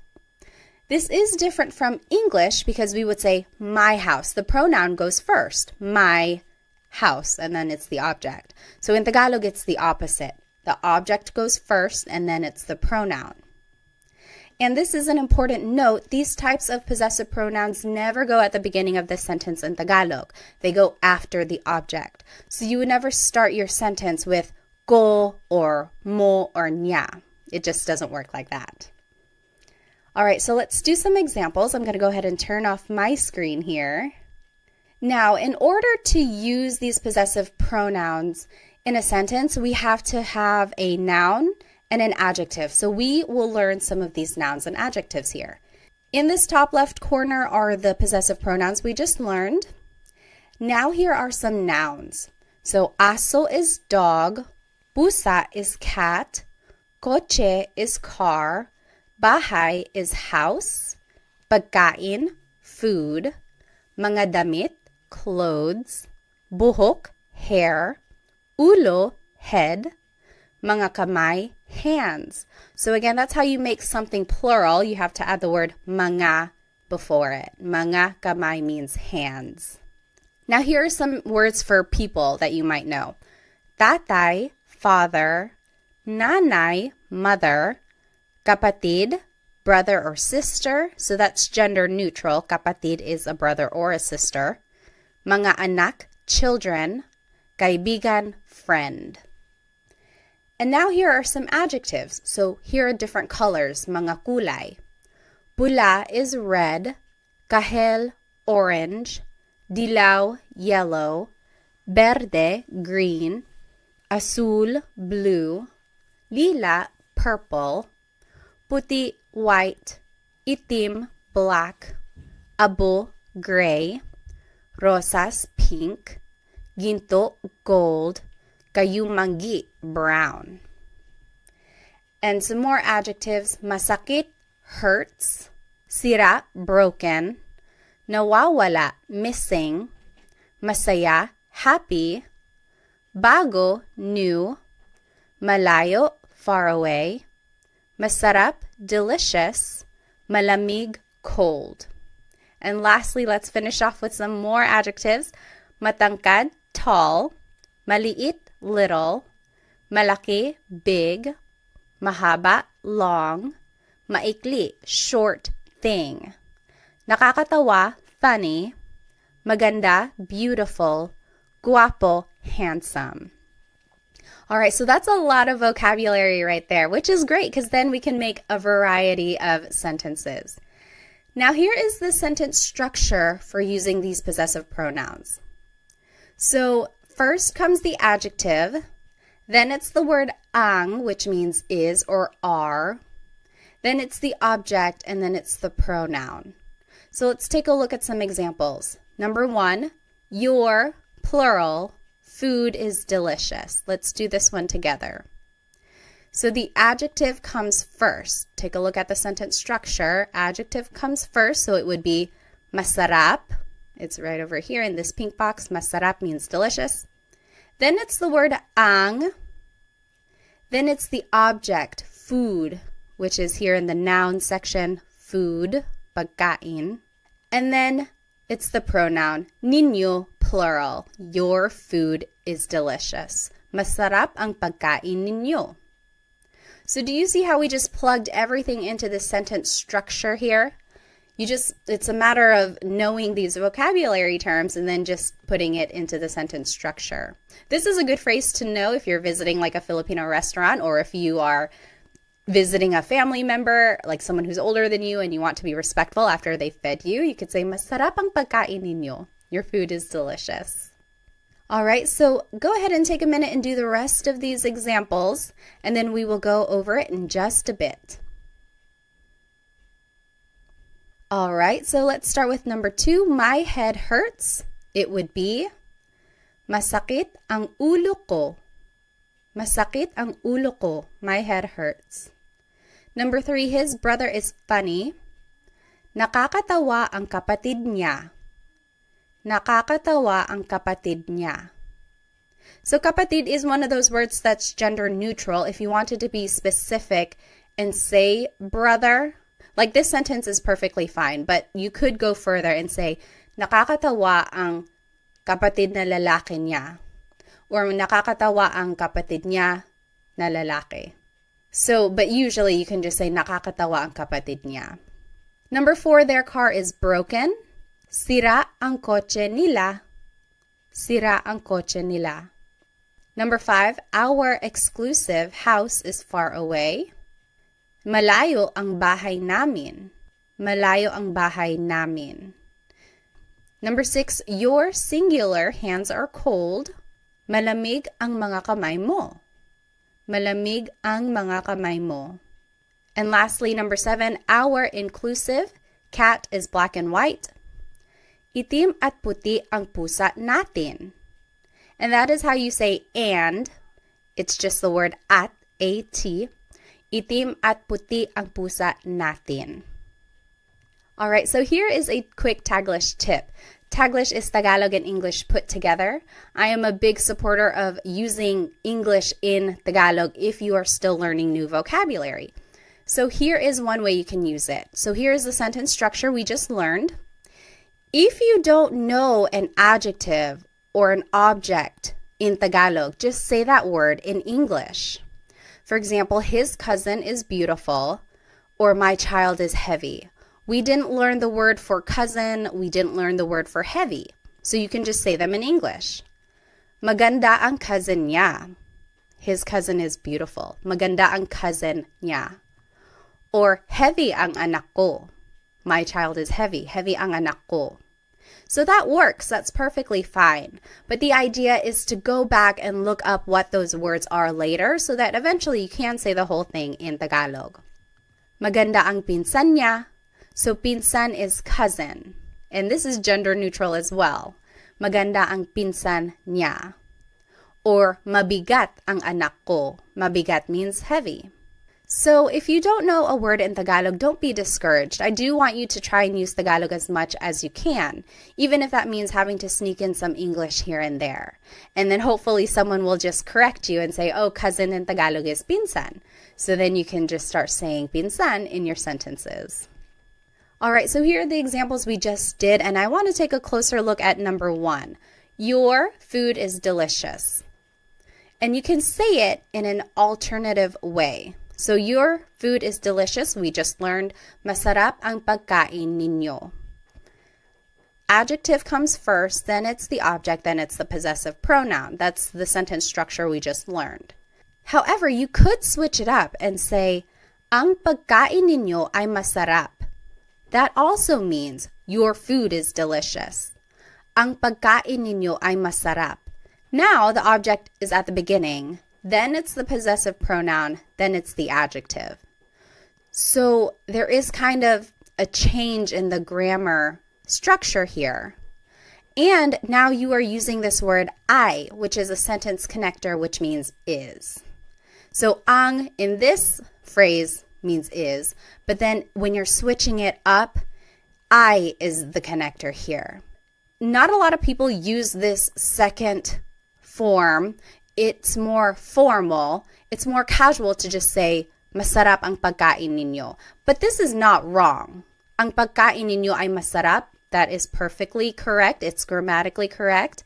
It's just not very colloquial. It's not what's used in common conversation every day. Okay, so that's just a note on how you can say or hear things if you happen to hear it this way. All right, and then I just want to point out that all of these phrases could be turned into that alternative phrase. So, masakit ang ulo ko could turn into, ang ulo ko ay masakit. That also means my head hurts. It's kind of more poetic. It's like not a lot of people say it that way. Ang ulo ko ay masakit. It's just very literal. So, it's more common for someone to say, masakit ang ulo ko. but you could hear it as ang ulo ko ay masakit. That's right. It's correct. And then, nakakatawa ang kapatid niya. That could be said as ang kapatid niya ay nakakatawa. So again, you're just switching up the word order here, but it means the same thing. All right, so now let's learn some demonstrative pronouns. It started to rain over here. I wonder if you can hear it. So what is a demonstrative pronoun? Sometimes they're called demonstrative adjectives, again, because it's describing a noun. Well, it's a part of speech that helps identify someone or something. So here are some examples. Ito means this or these. Yan means that or those. So I'm saying yan, but it's technically iyan, but it's more common to just hear someone say yan. So here's the sentence structure for how demonstrative pronouns can be used. Ito or iyan goes first. It's taking the place of the adjective. Then it's the word ang, then it's the object, then it's the pronoun. So the last part of this sentence structure is the same as what we've just learned. So here's how it's used. This is my house would be ito ang bahay ko. Ito ang bahay ko. This is my house. So ito goes first, then it's the word ang, then it's bahay, and then it's the pronoun. Ito ang bahay ko. That is my house would be iyan ang bahay ko. That is my house. Iyan ang bahay ko. So ito means this. Iyan means that. And it can be used in a plural way as well. They can mean singular or plural things. So these are my kids is still ito ang mga anak ko. Ito ang mga anak ko. These are my kids. Those are my kids. Iyan ang mga anak ko. So ito means these. Iyan means those. Now there is an alternative way to say these phrases, which is still correct. So this is my house, we just learned. Ito ang bahay ko. You might also hear it as bahay ko ito. Bahay ko ito. So it's using that demonstrative pronoun ito, and then there's the object and there's the pronoun. So the word order is switched up and we took out the word ang. It's just kind of included in that phrase already. Bahay ko ito, this is my house. Same with that is my house. We learned iyan ang bahay ko. But you could also hear bahay ko iyan. Bahay ko iyan. Both forms of these phrases are correct. There's not one wrong way to say it.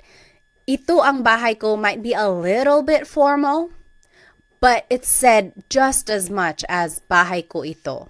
Okay, so these are the two ways you might hear the demonstrative pronoun being used with a noun. So let's do some examples. These are my kids is ito ang mga anak ko. We learned that. And then those are my kids. Yan ang mga anak ko. I want you to think of the alternative. Remember, we took out the word ang, and then we had to switch up the order. So if you need to take a look at the last slide, you can flip back. But go ahead and pause the video now if you'd like, and then we'll go over it. Okay, so the alternative for ito ang mga anak ko would be mga anak ko ito. So the object goes first, then it's the pronoun, then it's the demonstrative pronoun. Mga anak ko ito.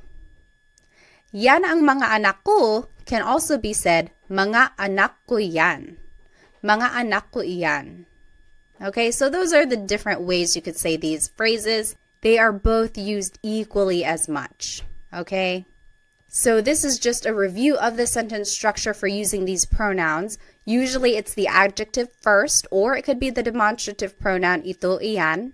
Then it's the word ang, and then it's the object, and then it's the pronoun. So that's the sentence structure. And then remember that these possessive pronouns never go at the beginning of the sentence. They always go after the object. Okay? Now I want to take a look at some possessive sentence markers. What is a possessive sentence marker? Well, it's a part of speech that indicates ownership specific to a person or multiple people. So now if we want to say someone's name, like we're saying it belongs to someone specific, this is how we're going to do it. So we would use the word ni for one person. We would use the word nina for multiple people. So take a look at this. Mary's children are smart. So it's just one person. It's Mary. It would be matalino ang mga anak ni Mary. So this is the same sentence structure. It's the adjective, then it's the word ang, then it's the object. And instead of a pronoun, now we're adding someone's name. And in order to do that, we have to use this possessive sentence marker, ni, because it's just one person. Matalino ang mga anak ni Mary. Mary's children are smart. Now, if we're talking about multiple people, like this is Sam and Jane's car, then you would have to use the word nina. Ito ang kotse nina Sam and Jane. So it's still that same sentence structure. Ito is the demonstrative pronoun, then it's the word ang, then it's the object kotse, and now instead of a pronoun, we're using someone's name, but then we have to use this possessive sentence marker nina because it's multiple people. So ito ang kotse nina Sam at Jane. This is Sam and Jane's car. All right, so this is that sentence structure I was just talking about. It's the adjective, plus it's the word ang, then it's the object, then it's ni or nina, and then the names go at the end. So here are some examples. Let's do number one together. Sarah's head hurts. Head is ulo, hurts is masakit. So let's just follow this sentence structure. So adjective comes first, masakit, ang, ulo, which is the object, ni, Sarah. So it's just one person, so we would choose ni. Masakit ang ulo ni Sarah. Sarah's head hurts. You take a minute, you do number 2 and 3, and then we will go over it. Okay, number 2, John and Amy's house is far. House is bahay, far is malayo. Malayo ang bahay nina John at Amy. Malayo ang bahay nina John at Amy. So we use nina because it's multiple people. And number 3, that is Mario's cat. Cat is pusa. Yan ang pusa ni Mario. Iyan ang pusa ni Mario. So it's just one person, so we would use the possessive sentence marker, ni. Now, there are some different ways to say these phrases. Let's take a look at the example. This is Sarah's house. We learned, ito ang bahay ni Sarah. But you could also hear, bahay ito ni Sarah. So in this case, the object goes first, then it's the demonstrative pronoun, then it's the possessive sentence marker, ni, and then it's the name. Bahay ito ni Sarah. Another example, that is Mark and Molly's house. It would be, iyan ang bahay ni Mark at Molly. So we've learned these sentence structures already. It's the demonstrative pronoun, then it's the word ang, then it's the object, and then it's usually the pronoun, or in this case, it's the people with the possessive sentence marker. Now, the alternative way to say this is, bahay iyan ni Mark at Molly. So the object goes first, then it's the demonstrative pronoun, then it's the sentence marker, and then it's the people's name. Bahay iyan ni Mark at Molly. So these two ways to say these phrases are both correct. They are used equally as much. So you might hear them in those ways, or you could practice saying them either way. I would say it's more casual to say, bahay ito ni Sarah. But if I'm walking around and we happen to be walking by Sarah's house, I could say, oh, ito ang bahay ni Sarah. This is Sarah's house. So it kind of just depends on the context of what you're trying to say. Okay, but they are both used equally as much. Okay, now let's take a look at this last set of possessive pronouns. They are different from the first set that we learned. These are also known as sa personal pronouns, and you'll see why. So these pronouns can replace the noun in the sentence. Not always, but they can, and you'll see what I mean. So akin means mine, akin. Iyo means yours, singular. That's just you, it's yours. Kanya means his or her. Kanila is theirs. Atin is ours, inclusive. Amin is ours, exclusive. Inyo is yours, plural. So these are all pronouns that still show possession or ownership, but they are different from the ones we just learned. So it's not ko or mo or nya, but now it's akin, iyo, kanya, and it means mine, yours, his or hers. Okay, so we'll take a look at how they are used. Let's take a look at car. Car in Tagalog is coche. And remember how I said that these possessive pronouns are usually considered sa pronouns, and this is why. Usually you would use them with the word sa. Sa akin ang coche. The car is mine. Sa akin ang coche. Sa by itself is a preposition which means to, but it can be used in a number of different ways in Tagalog. And with these possessive pronouns, it's usually said before the possessive pronoun when you're using it in a sentence. So, sa akin ang coche. The car is mine. Sa akin. Sa iyo ang coche, the car is yours, singular. Sa kanya ang coche, the car is his or hers. And that's gender neutral, kanya. Sa kanila ang coche, the car is theirs. Sa atin ang coche, the car is ours, inclusive. Maybe we are all sharing a car. Sa atin ang coche, the car is ours. Sa amin ang coche, the car is ours, exclusive. So me and my husband Chris, the car is ours. Mine and his. It's ours. Sa inyo ang coche, the car is yours. So maybe you all as a class, you are sharing a car. The car is yours, you plural. So this is the word order now. So it's the pronoun first, then it's ang, then it's the object. Sa akin ang coche, the car is mine. And these pronouns go before the object. Remember, I had been saying that the pronouns ko, mo, nya never go at the start of the sentence. Well, for these pronouns, akin, iyo, kanya, they actually do go at the beginning and they go before the object. So that's kind of a difference there. Okay, let's take a look at some examples. I think I have to turn off my screen, so let me go ahead and do that. Now here is the word order that we just talked about. Pronoun first, then it's ang, then it's the object. And here are some examples. And here are the pronouns that we just learned. So go ahead and take a minute to do these 3 examples and then we'll go over them together. All right, so let's start with number 1. The dogs are yours, plural. Sa inyo ang mga aso. So the pronoun is sa inyo, which is yours, plural. Ang, and then it's the object, mga aso. Mga makes it plural. So sa inyo ang mga aso, the dogs are yours. Number 2, the food is ours, inclusive. So yours and mine together, we are sharing it. The food is ours. Food is pagkain. It would be sa atin ang pagkain. Sa atin ang pagkain. Lastly, number 3, the clothes are hers. Clothes is mga damit. It would be sa kanya ang mga damit. Sa kanya ang mga damit. Now I want to take a look at the difference between ang and yung. Both of these words mean the, so it's an article leading up to a noun. So far, we've been practicing with the word ang, and that just means the in a general sense. But in common conversation, and oftentimes I say yung, which is specific to a thing, like that one thing over there or that specific one. So for example, the dogs are yours, plural. Sa inyo ang mga aso.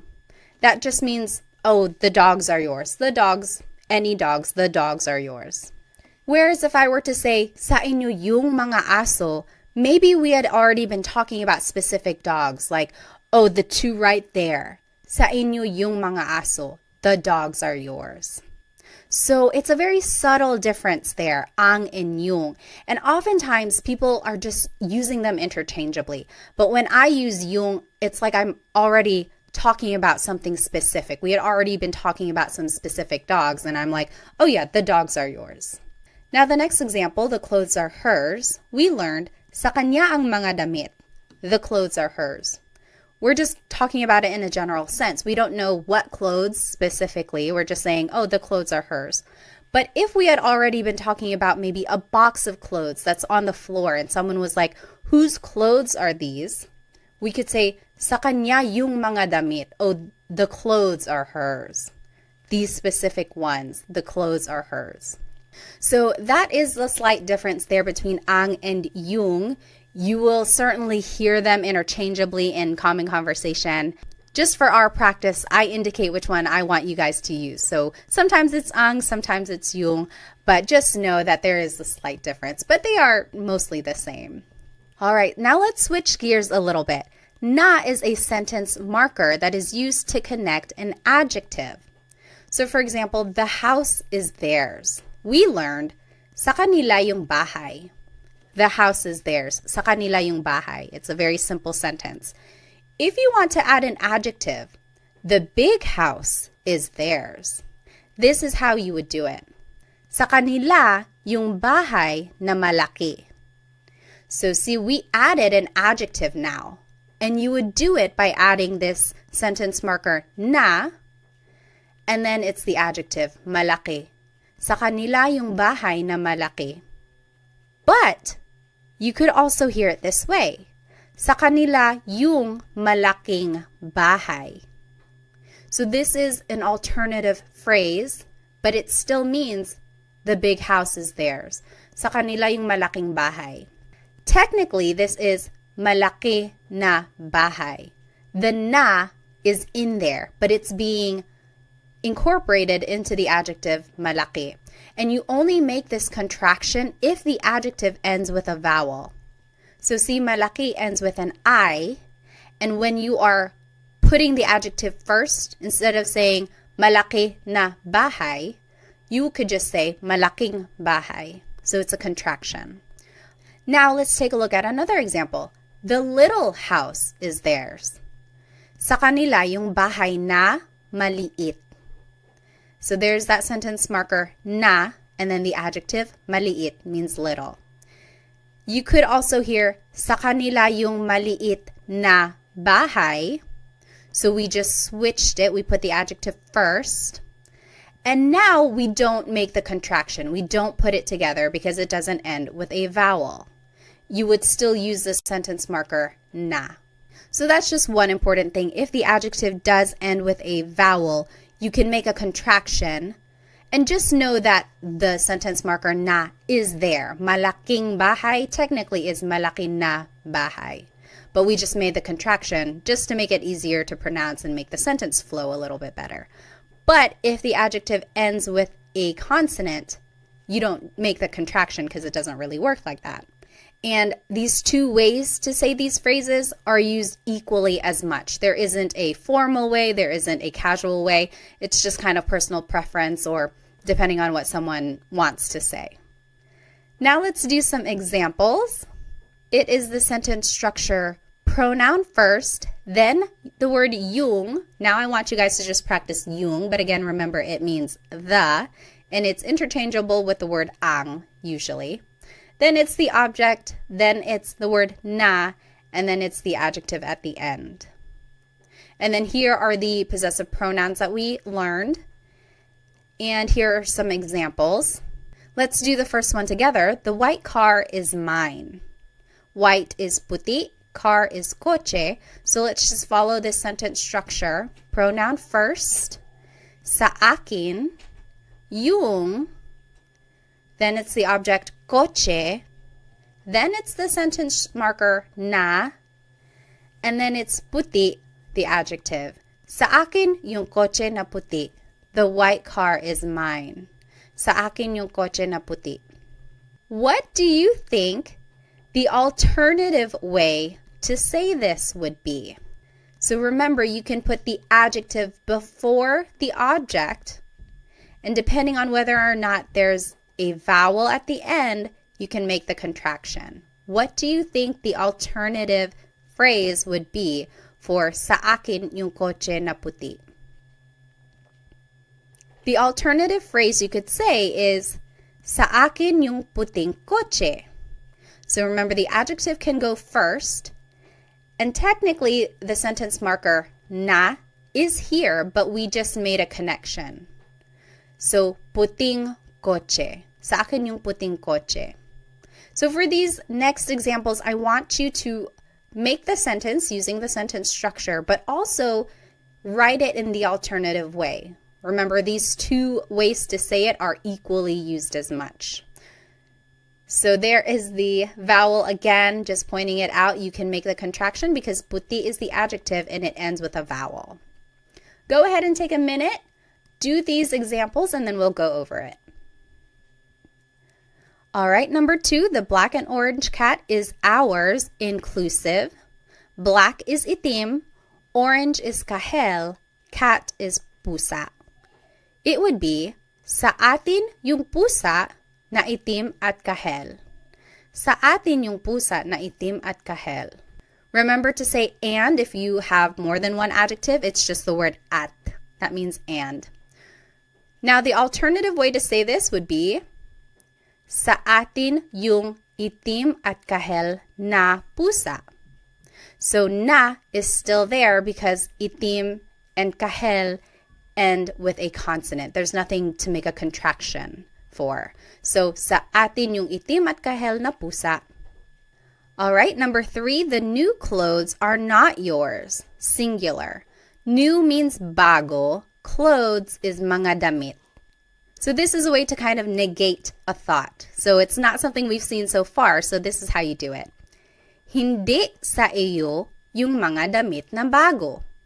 So everything here is the same. We've already learned it. Pronoun, then it's yung, then it's object, then it's na, and then bago, the adjective. The only difference is that we've added the word hindi, which means no, but in this sentence, it can mean not. So the new clothes are not yours. Hindi sa iyo yung mga damit na bago. So that's how you would say not. And the alternative way to say it is, hindi sa iyo yung mga bagong damit. Hindi sa iyo yung mga bagong damit. Here you can make the contraction, bago na damit. Could just be bagong damit. All right, now let's practice with some demonstrative pronouns. Ito means this or these. Yan means that or those. If you wanted to say this is mine, it would be sa akin ito. Sa akin ito. Or you might hear sakin to. Sakin to. So a lot of people just put all the words together or shorten it. Sakin to, this is mine. That is yours is sa iyo yan. Sa iyo yan. So the pronoun goes first, and then it's the demonstrative pronoun. You might hear sa'yo yan. Sa'yo yan. And then lastly, that's not mine. Again, negating the thought. It would be hindi sa akin yan. Hindi sa akin yan. Or hindi sa akin yan. Hindi sa akin yan. All right. Now let's do some examples. First, it's the pronoun, and then it's the demonstrative pronoun. And these are the pronouns we learned. So now take a minute and do these examples. If you wanted to say those are his, it would be sa kanya yan. Sa kanya yan. Number 2, these are ours. Exclusive would just be sa amin ito. Sa amin ito. So we are just following that sentence structure, pronoun, then the demonstrative pronoun. Number 3, that's not yours. Plural is hindi sa inyo yan. Hindi sa inyo yan. So you just add the word hindi at the beginning to mean not. Okay, so let's just do a quick recap. We learned so much in today's episode. We learned the different types of possessive pronouns. Certain pronouns can go at the beginning of the sentence, and some do not ever go at the beginning, so remember to keep track of that. We also learned the different sentence structures and how to use the possessive sentence markers and demonstrative pronouns throughout these sentences. We also learned how to use English throughout these phrases if we don't know the word in Tagalog. And then we did lots of practice questions throughout the lesson, which I hope will help you understand some of these concepts. Now, let's go back to these phrases that we learned at the beginning. I want you, for your homework, to try and translate them, and I will put the answers in the video description. And then you can go over it. If you have any questions, feel free to write them in the comments. And if you need some more Tagalog resources, please feel free to follow me on Instagram, TikTok, or Facebook. I post shorter videos throughout the week to help you practice.